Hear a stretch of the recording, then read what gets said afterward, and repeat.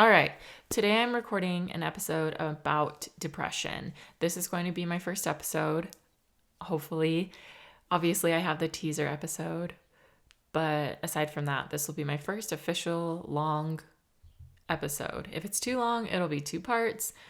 Yeah, I am very, very nervous to do this episode and record it because I have a lot that I want to say about it. And I didn't write anything down. I didn't hash out this episode beforehand like I have with some of my other episodes. And I just have like bullets on my phone about like the things that I want to touch on. And then I'm going to just wing it. So let's do this. A quick rundown about what this episode is going to be about. I'll start off by telling a story about how I realized I had depression and what was the lowest low for me in regards to depression. And then I'll talk about what it's like for people who have depression, kind of what it feels like, what you go through, how you can get out of it, things that help or don't help, how you can help people or not help people who have depression, and a little bit of other stuff in between that. So without further ado, here is my episode and my experiences with being depressed and depression.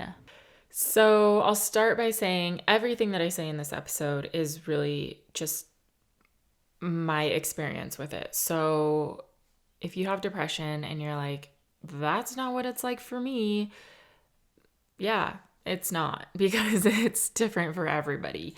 So this is just my experience with it. So let's just go back to the beginning. In junior high-ish and high school, I remember always dreading summer, and I hated the feeling that I had when school was about to end. And back then, I didn't know what that feeling was. I just knew that it always made me sad that the summer was coming, because that means that I didn't get to see people at school every day, and I would be alone, I would be bored, wouldn't have anything to do, would just like sit in my room, be unproductive. Most of my friends would be gone, like on vacation or whatever it is. And so I just remember hating summer. And I think that carried through. If you know me, you know that like summer is my least favorite season still to this day. I love winter and fall. And I think that I still just have that mentality from how I remember I used to feel about summer when summer was coming and school was ending.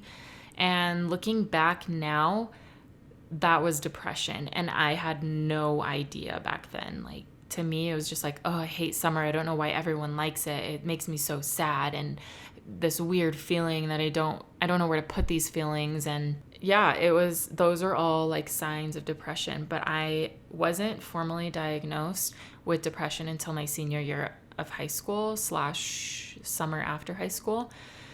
So here's how it went down, and I am going to go in way more depth with this story I'm about to tell in like another podcast, and I haven't gotten permission or whatever to use anybody's name, so I'm not going to use names in the story.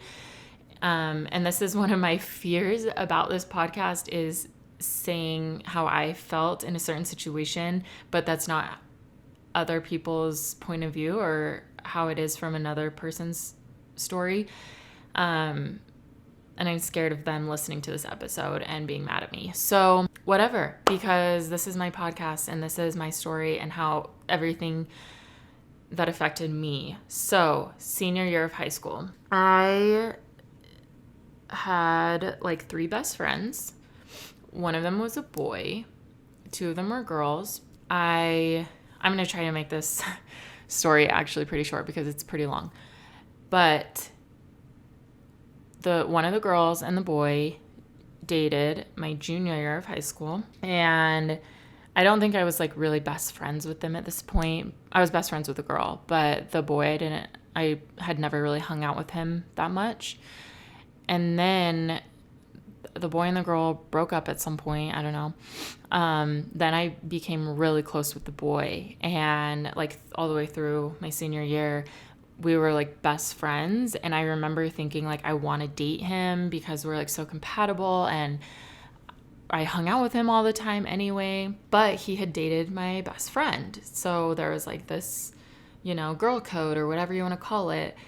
And I remember the moment I was driving with her in my car. I was driving. I remember exactly what street we're on. We were passing one of the middle school or elementary schools. I remember this day so clearly. Like, I remember exactly what she said, exactly what I said. And I just remember asking her, like, hey, I really like this guy. And I know you guys dated, and I know that's really weird. And if you don't want me to date him, I understand that. Like, I shouldn't even be asking you this. And her response was very positive, and I was very shocked. I was like, what the heck? Like, I just thought I was going to have to let this guy go, not be friends with him anymore, whatever. And her response was just very like, oh my gosh, like, I want you guys to date. Like, I was actually like wanted to tell you that, like, I think you guys are really good together, and I really want you to date. Like, it would make me happy if you guys dated. And it was a very positive response, and I was like, wow, this went so much better than I thought it would. Great. So we started dating. Altogether, I think we dated for a long time. He's the longest relationship I've ever had. So we dated for a while. Like, maybe it was, I don't even remember when we started dating, maybe like in October or something, all the way through till when we graduated. And everything was great. Like, he was my first real relationship, real boyfriend. I was still friends with the girl, and everything was fine. So then fast forward to like March-ish, March or April, and things just started getting really weird. I'll fast track this a little bit, but people would tell me like, oh, did you know that girl went over to boy's house? And I was like, what? Like, that seems very weird. Like, I'm dating this guy, and his ex-girlfriend's going over to his house behind my back. Like, I didn't even know about it. Like, somebody else told me. And I distinctly remember, sorry, I'm just like trying not to like be disrespectful to anybody in this story, without being like super mean, because that's how I felt in the moment. It was like super mean, and it doesn't mean that I have these feelings about those people right now, but looking back, I felt like so angry, and it still affects me to this day, this whole thing that went down. But anyway, I distinctly remember a lot of things, a lot of like moments. We went to Disneyland for our senior grad night, and he was like pretty much my only friend at this point, because dang, I don't know how to like, this story is like so all over the place, and I only remember like bits and pieces of it. And so the timeline is not going to make sense. But this is not that important to the depression episode. Like I said, I'll probably go in a lot more detail later about this whole incident. But basically, the girl best friend ended up liking my current boyfriend again after they had already dated and broken up. And I truly believe that in high school, she wanted things that she could not have. That like, she saw someone had something, and then she wanted that. And she saw that, I need to think of like fake names for these people, but she saw that boy, my boyfriend, had matured, grown up. I don't know what it was, just different from when she dated him. And she decided that she likes him and wants him, and hated me for dating him and wanted me to break up with him. Like, she literally would send me texts saying that she wants me to break up with him. And I remember this is how it all blew up. I think it was like spring break or something. And I had texted her asking if she, like, how things are going with this other guy that she likes. And my purpose in doing that was to try to find out if she liked my boyfriend. And she just blew up at me and was saying just like all these things, how like, you're only asking because you don't want me to like him, like your boyfriend. And I don't know. It was like insane. I was like, I can't believe that she said this. Like, I read the text to my mom. I was texting my other best friend. I was like freaking out that she just like went ham on me and went crazy. And I'm like, what is happening? Like, this is my boyfriend that I've been dating for like 6 months. Like, I don't understand what's happening. Yeah, you might be saying like, well, you dated your best friend's ex-boyfriend, so that's your problem.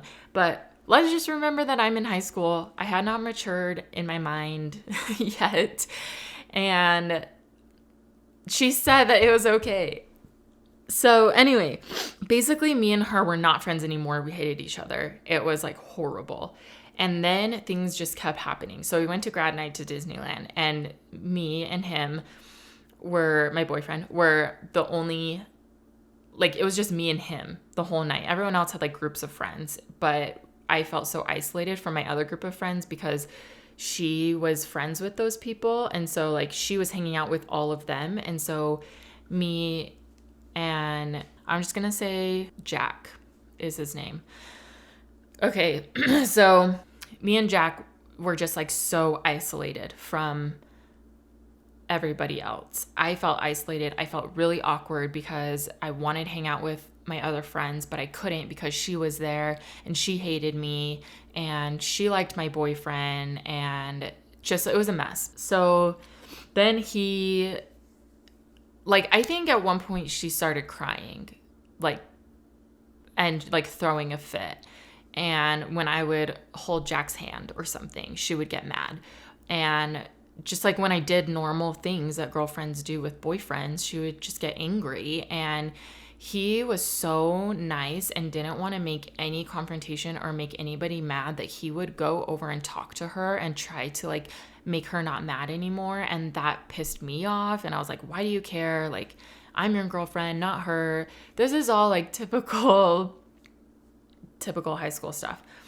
And I just remember I was so angry at him by the end of grad night because she had made it so difficult.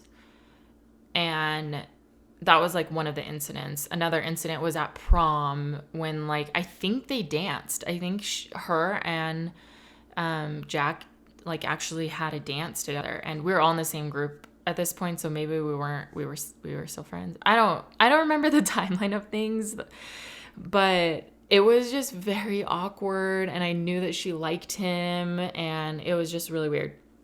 Okay, so then we have graduation day. Graduation practice is in the morning. All of a sudden, she's crying, and like our friends are around her like soothing her, and I'm like, what is going on? And Jack was over there, and she said something to him, and then he comes over to me and is like, I don't know, she's mad about something, but I can't tell you. And I think later I found out that she told him to break up with me. And I just remember everybody being really mad at me that day, like all of her friends. So then I drove him to where he needed to be dropped off, and he broke up with me. And I was like, what? I was so shocked. I like did not understand what was happening, and it affected me so badly. So I go home. I'm like, Mom, he just broke up with me. I don't know what to do. It's literally graduation day. I have to graduate that night. And I'm just crying in the shower for hours. And like, I have to start getting ready for graduation. My mom is like, do you want food? And I'm like, no, like, I don't want to eat. I don't want to do anything. I think I laid in bed like all day until graduation. I was holding back tears all graduation night and day. And then like the next morning, I found out that him and her had hung out that night, like graduation night. And like I didn't do anything on graduation night because I didn't have any friends, because all my friends were Jack's friends and her friends. And I obviously was not going to hang out with them. And so I felt very isolated that night. It was like just horrible. Actually, I think I hung out with my other best friend, but yeah. So then all summer, I remember just like clinging to my mom like crazy. Like, this is the summer that I am going to college. Like, it was such a stressful time. And then I had broken up with my boyfriend, and he probably cheated on me at some point with her when it was all going on. And he did a lot of, like, he hung out with her behind my back. I know he did that. Like, people literally told me that. And so now we'll cut to like just how I was feeling that whole summer. I don't know. It was so bad. I remember just laying in bed every single day, like every hour. And that summer I lost 20 pounds. I think I lost 20 pounds in like a month or 2 months. I probably ate like nothing every day. I ate like a couple bites of food every day because I was so depressed. And I remember watching Sunny with a Chance of Meatballs a million times because that was like, that movie just made me happy and took my mind away from things. And I'm getting emotional like remembering that time because it's so dark for me. And I'm barely starting to work through high school in therapy right now. And so I haven't really like talked through this or like really healed that much from everything that happened. So I'm probably going to cry through this whole episode. But I remember watching that and The Office a lot. And like, my mom would come in and say like, you need to eat. And I'd be like, I'm not hungry. Like, don't talk to me. And like, there was one day, like, I was just laying in my bed and I was like, I can't do this. Like, I just felt so numb to everything. And like, you don't want to do anything. Like, you can't get up. You don't want to do anything that you love doing. And I just remember getting up and going in the living room and being like, Mom, you need to make me a therapist appointment like right now. Like, I can't do this. And like, I mean, my mom, I can't speak for my mom, but like, I don't think her generation is very open to mental health. Like, they just don't understand it as much as we do right now. And so I don't think she's just like, you don't need it. Like, I don't know. And so I basically just forced her to make me an appointment because I needed to get on medication, and I knew that I did, or else it was going to be so bad. And so she made me an appointment, and I went and saw a psychiatrist, I think. So it's not a therapist. Like, you don't talk back and forth like about how you're feeling. They just kind of ask you some questions, and then they prescribe medication, basically. So I got on medication right before I went to college. It was probably like a week before I moved to Utah. No, before we start talking about medication, I want to go back to the summer, and I want to talk about like my friends. My friends were like very supportive of me, and like they tried to get me out of the house. They like left notes on my doorway, like my doorstep. Like, why am I so emotional about this? I remember being at one of their houses, and we had pizza or something, and she literally stood in front of me and was like, you need to eat this. And she like forced me to eat, and it just like means so much when you have friends that know how to help you. And they like, I'm getting so much more emotional than I thought I would talking about this.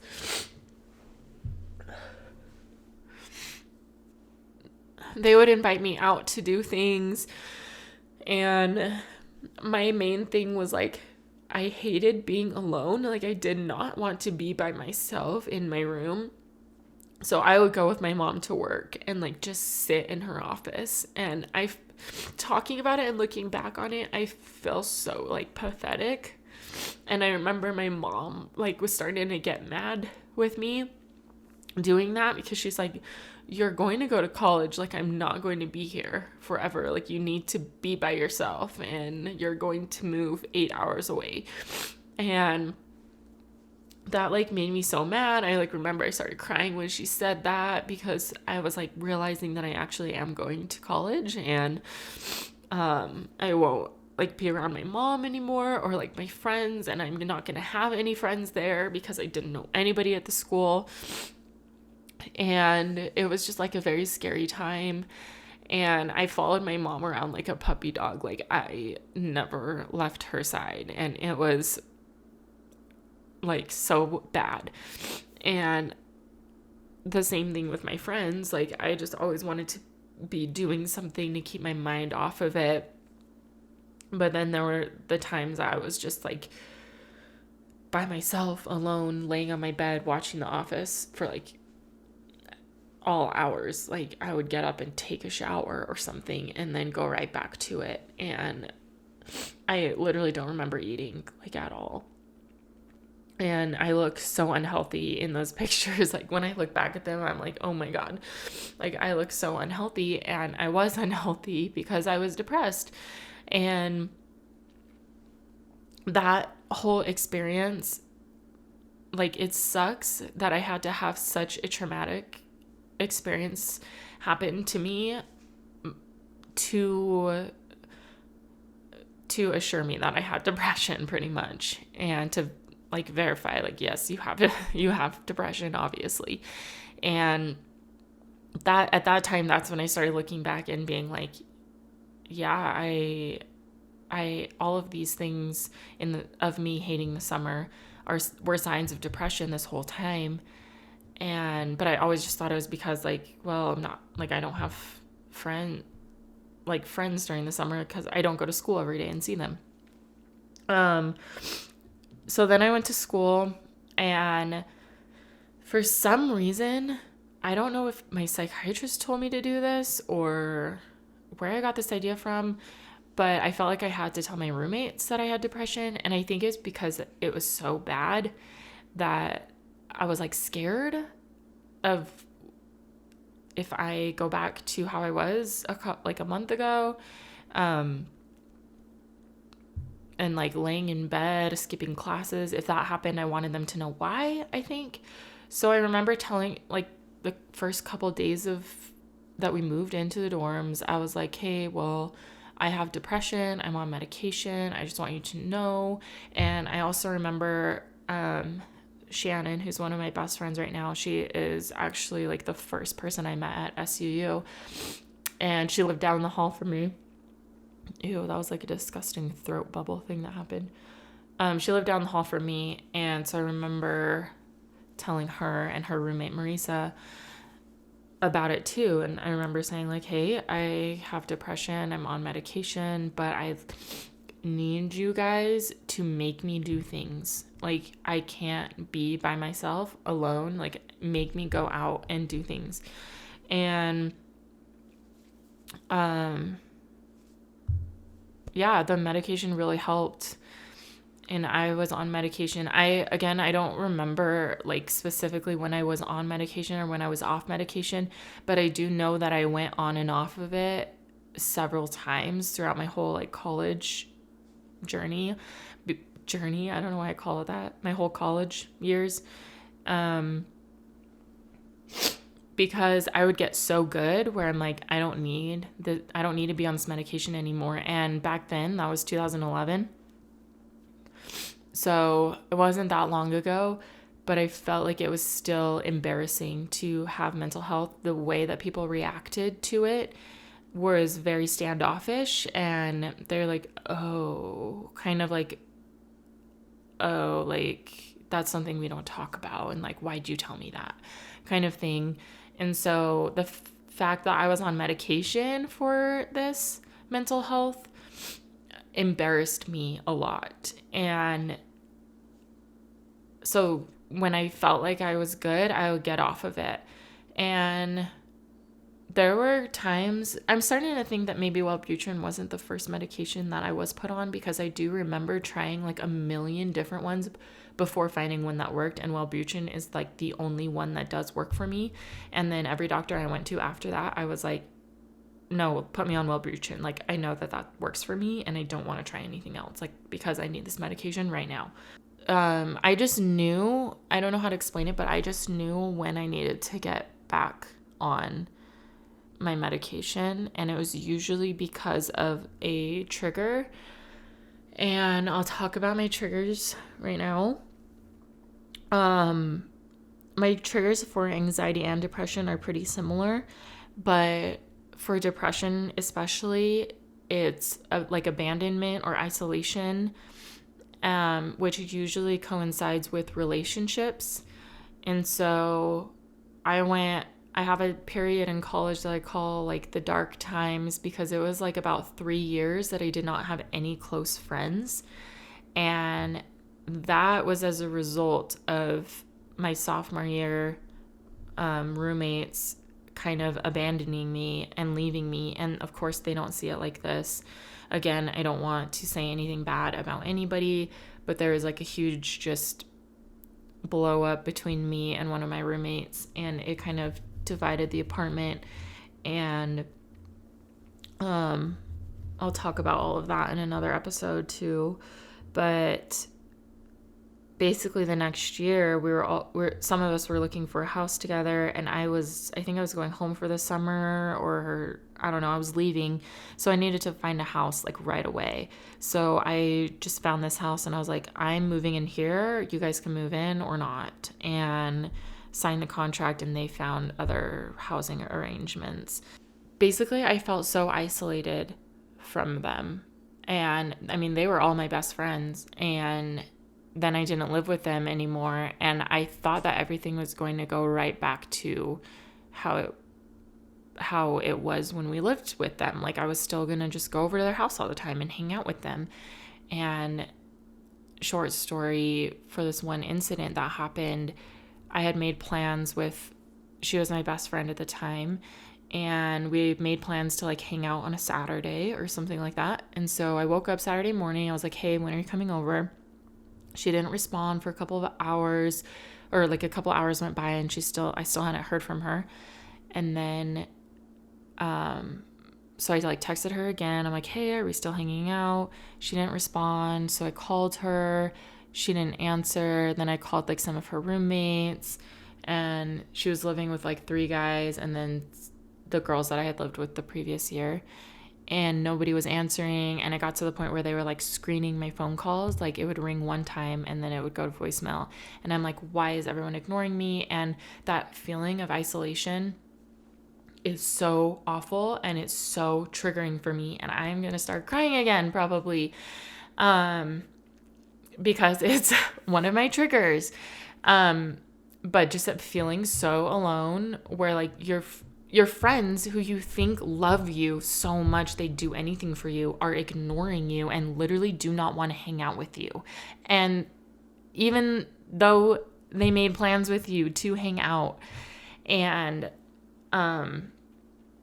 then I eventually called one of the girls that was out of town for the weekend. I was like, hey, they're not answering me. Like, is something going on? So she called them, and then she called me back, and they just said they want quote unquote roommate time and basically don't want to hang out with me.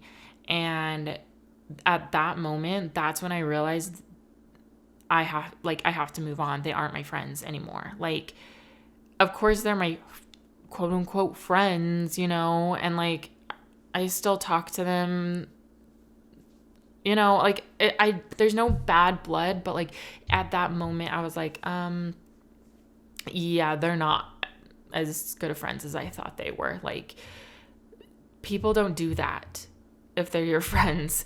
And so I think around that time I got back on medication, because I had lost one of my best friends, because we got in a super, when I say lost, I don't mean that she died. But but I just cut her off as a friend because she was a negative energy in my life that I did not need at that time. And then I lost all of my friends, like everybody. And I just had to start from scratch. So I felt so alone, isolated. I was always in my room. I watched Grey's Anatomy, like the whole, however many seasons it was at that time, in like a week. And it was just like, ugh, it was so bad. I don't like thinking about those times either because I didn't know where to turn. And I didn't talk to any of my current roommates. We all had our own rooms. We all just like stayed in our rooms and didn't talk to each other. And so I know that I got back on medication around that time because isolation is a trigger for me. And I was alone without very many friends to talk to. And then relationships in general are triggers for me. And kind of dating is a trigger for anxiety for me, but I'll talk about that in the anxiety episode. But relationships are triggers for me, like when a relationship ends. So a friendship that ends is a trigger for me. Or if I'm dating someone and they break up with me, that's a trigger for me. And I think these are triggers for me because of the first incident that happened my senior year of high school. Because that's like what is a spiral for everything. Like everything that is involved with my depression. And yeah, so like relationships are hard for me. Losing friends are hard for me. Just like being alone or being the only one who is XYZ is triggering for me. Moving up to Salt Lake was very hard for me. And another thing is stress triggers my depression and anxiety, and depression and anxiety trigger each other. So if I am anxious about something, then most likely, if I'm really anxious for a couple of days, then I'll be super, super down or low, meaning depression is really bad. I'll usually be really low like the next day or the next week because the anxiety triggered that. And stress triggers my anxiety. So it's all just like a domino effect.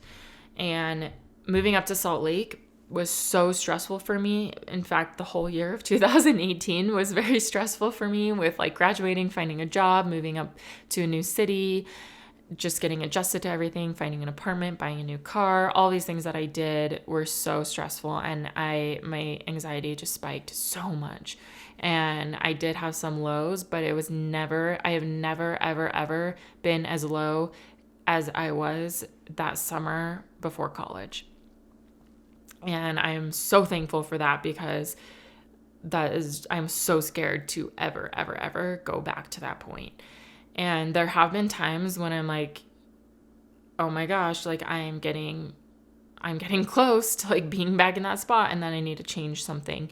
And my sisters know about it, and my sisters are like my number one people that I can talk to, like when I'm starting to get low, because they also deal with mental health and have mental health issues. I don't know, mental health problems. I don't know what to call it. And so they can relate and they won't judge me because they're my family. And then I also have two really, really good friends that both deal with the same things or have before. And so I can always talk to them as well. My point with telling you about my sisters and my friends is I think that's a huge thing that helps when you have depression and you're in a low, is to reach out to the people that you know will help you, and only you know what is going to help you. I think that's so true. You're the only person that can get you out of it. Like you can talk to other people, but they're not going to say what you want to hear. And that's just how it is. At least for me. So, just finding friends that will force you to eat and force you to go out, or force you to get out of bed, force you to go on a walk, force you to listen to music or just sit in silence with you. Whatever it is, I think that's one of the biggest things you can do to help yourself if you have depression is get friends who you can relate to, or just someone who knows what it's like to be in that situation. I'm not saying anything bad about anybody who doesn't have depression, who wants to help you. I'm going to talk about that in a minute, but I'm going to talk about my low that I had in September. It was just one night that all of a sudden I was like, whoa, like I am so depressed and this is a low and I need to get out of it right now or it's going to get way worse. So what I did, I remember just sitting on my bed and thinking like, who can I text?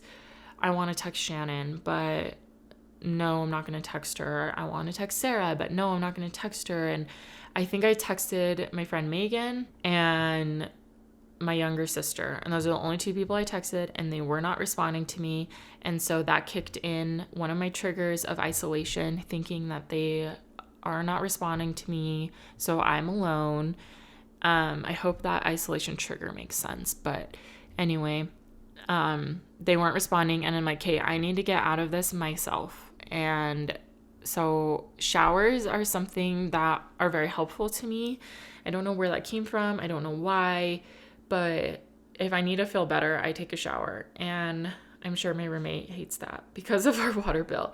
But I just put on I don't even remember what playlist. It was like a Happy Tunes playlist or something like that. Turned it up really loud, got in the shower for as long as my hot water would allow it.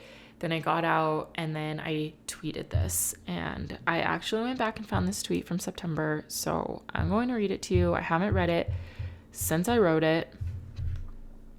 It says, tonight was a rough, all caps, rough night for me, but I learned that you can really only count on yourself in the worst times because you know you best, and if people unintentionally let you down or are otherwise occupied, it can make it worse. So you do you, boo. You're strong enough and are enough.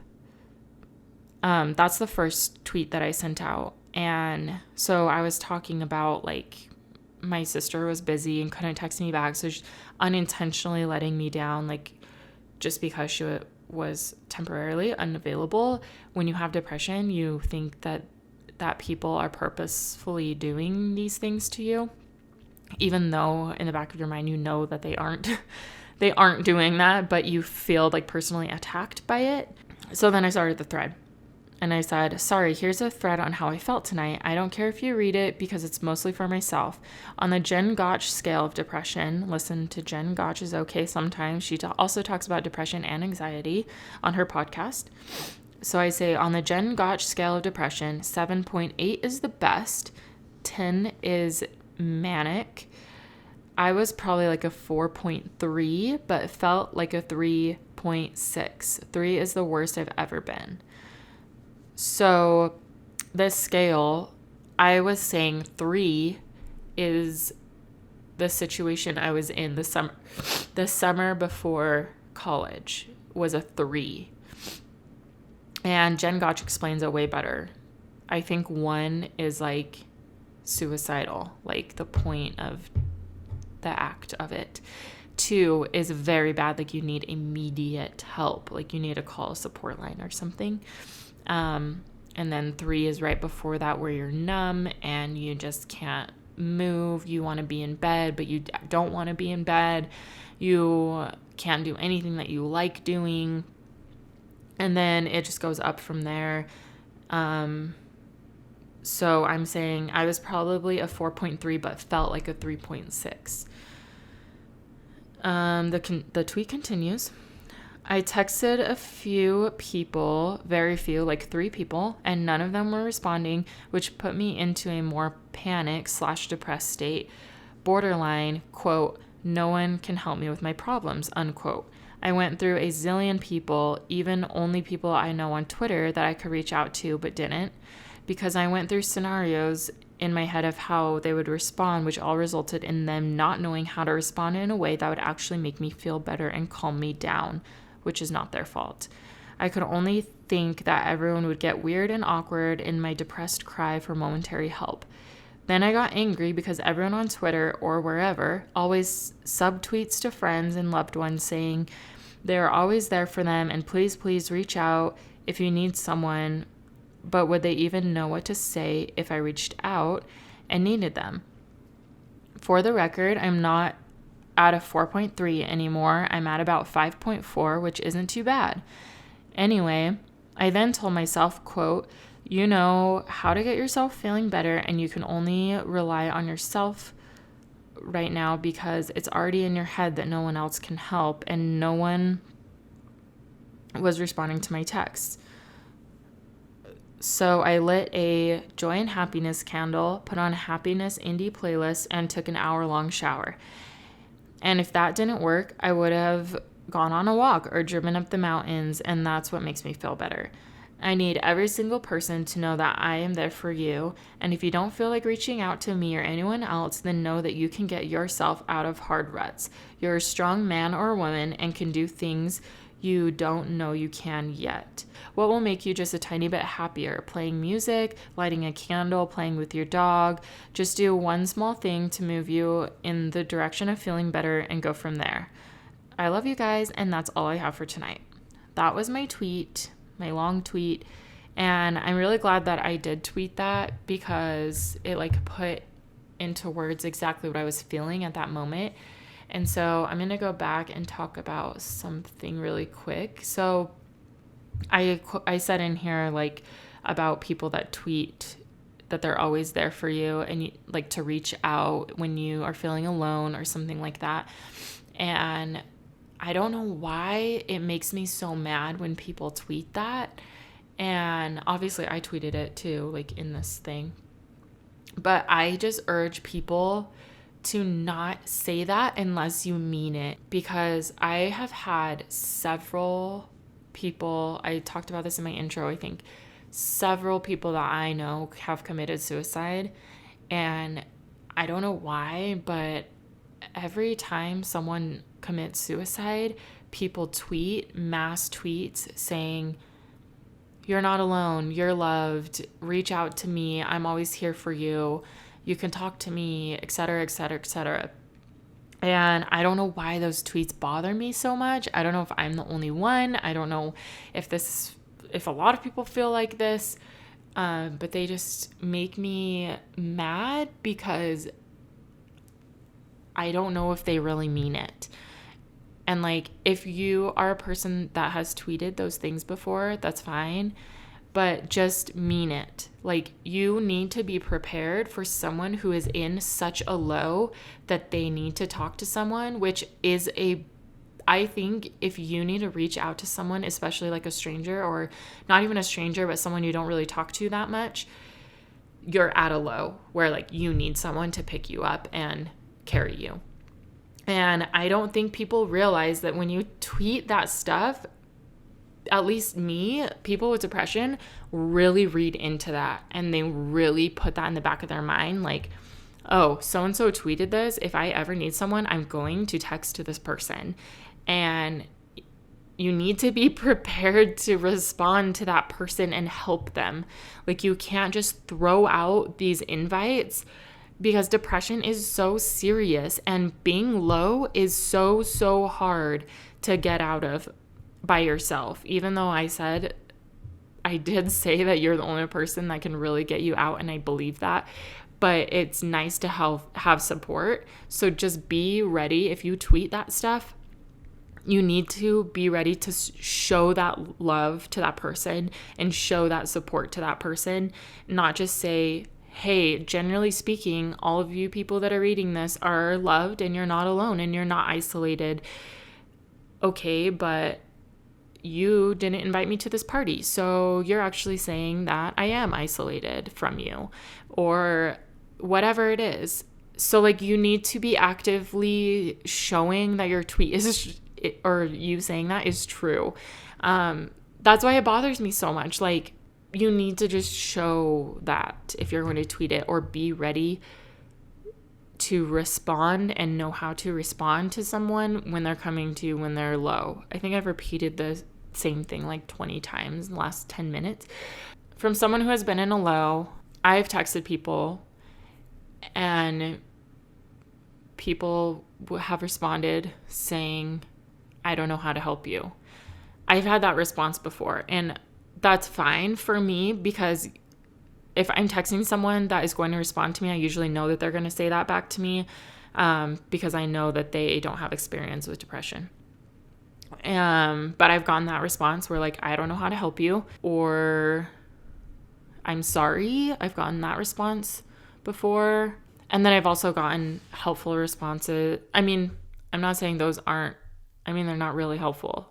Saying I'm sorry is not helpful. But like, I don't know. For me, what would be helpful if I texted somebody and said like, I am at a super low, if that person immediately came over to my house and sat with me or just was physically with me, that would help.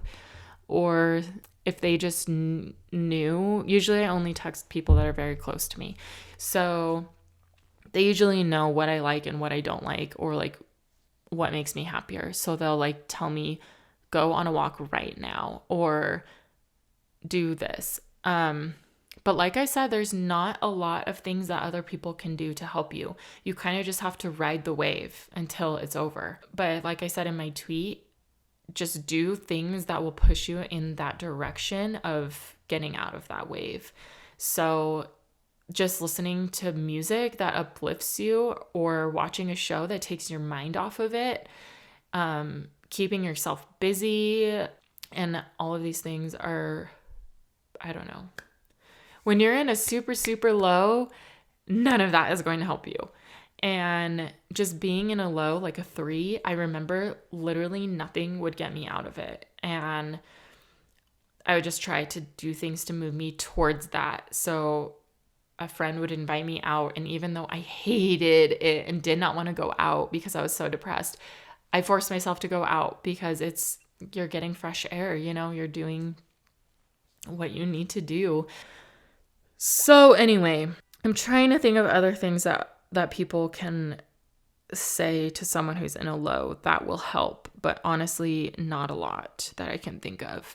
So that's why I am just warning you, please be careful if you are going to text. Like, I am so adamant about this because it makes me so angry when someone tweets that, I'm here for you, text me if you need me. Because I know if I was in a super low and I texted a person that tweeted that, they would not know how to help me. And that's not their fault, because they don't know me. At the same time, there's not a lot you can do to help someone that's in a low like that.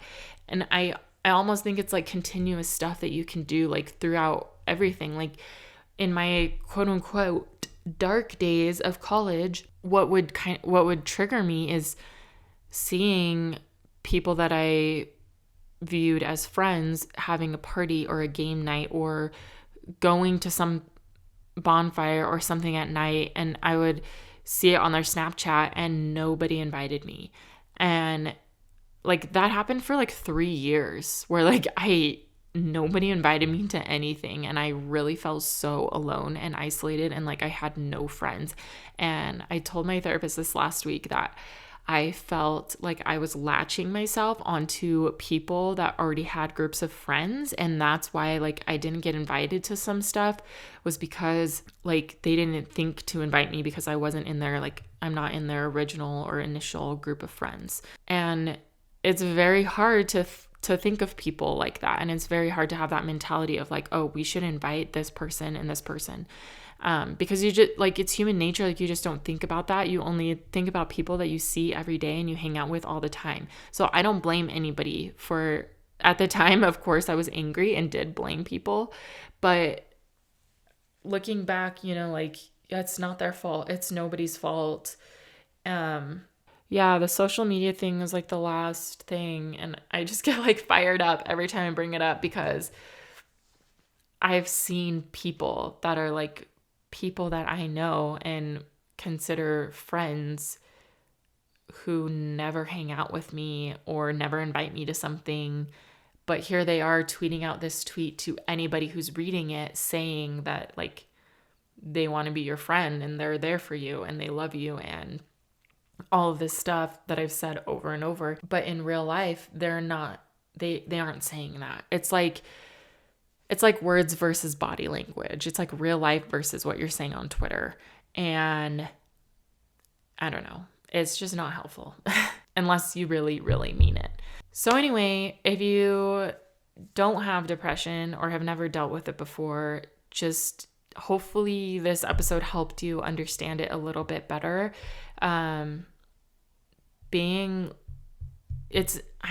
It's just being in a low is something that you can't